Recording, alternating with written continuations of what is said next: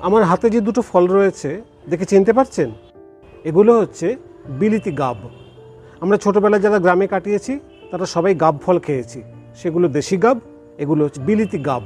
এই যে বিলিতি গাবগুলো, এর বাইরেটা খসখসে রোমের মতো রয়েছে এবং পাকলে হালকা লাল রঙের হয়েছে।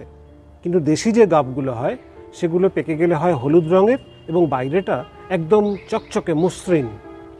দেশি গাব একটু বেশি রসালো, তাতে বীজের সংখ্যা একটু বেশি থাকে। বিলিতি গাব একটু রস কম, বীজের সংখ্যাও কম। গাব যদি আপনি খান, আপনার শরীর প্রচুর পরিমাণে ভিটামিন এ পাবে।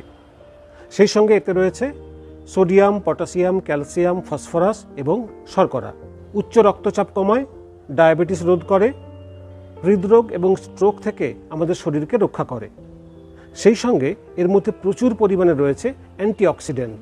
পাশাপাশি এই গাব আমাদের কোলন ক্যান্সার প্রতিরোধ করতে পারে। দেখতে পাচ্ছেন এর ভেতরটা পুরো সবেদার মতো। দেশি গাবের ক্ষেত্রে আমরা বীজগুলোকে খাই, কিন্তু বিলেতি গাবের ক্ষেত্রে খেতে হবে এই শাঁসালো অংশটা। দেশি গাবের তুলনায় এটা খেতে একটু মিষ্টি কম, কিন্তু একটা ফ্লেভার রয়েছে। দেশি বলুন বিদেশি বলুন, এই ফল প্রায় লুপ্ত, কিন্তু এর পুষ্টিগুণের কথা মাথায় রেখে বাজারে যদি দেখতে পান তাহলে কিন্তু এড়িয়ে যাবেন না। অবশ্যই কিনে আনবেন এবং খাবেন।